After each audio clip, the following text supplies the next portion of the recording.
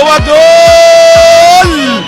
يستعد الأهلي لاستضافة سيراميكا كيلوباترا باستاد القاهرة الدولي، وقد فاز المارد الأحمر بهدفين مقابل لا شيء أمام طلائع الجيش بأقدام محمد مجدي قفشة. ودي كرة جول جول جول جول جول في الدقيقة الأولى، في الدقيقة الأولى محمد مجدي قفشة. ثم أضاف الهدف الثاني عمرو السولية من ضربة جزاء.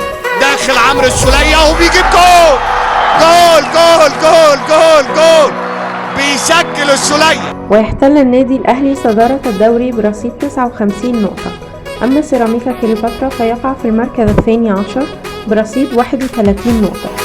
تصويب يا الله يا الله يا الله. ويسعى الفريق للحفاظ على مركزه في منتصف الجدول والهروب من شبح الهبوط. ومن المتوقع أن يدفع كولر بالثلاثي أليو ديانج وحسين الشحات وقفشة في التشكيل الأساسي. محمد هاني يلعب عرضية حلوة، وتواجد شوبير بحراسة المرمى لتعويض غياب محمد الشناوي الموقوف، رغم تلقي شوبير ضربة قوية بالرأس في مباراة طلائع الجيش. التحام قوي جدا جدا. سلامات لمصطفى، سلامات لمصطفى، كانت عايزة رجولة وجرأة وشجاعة قد من مطلوب إثباته مصطفى.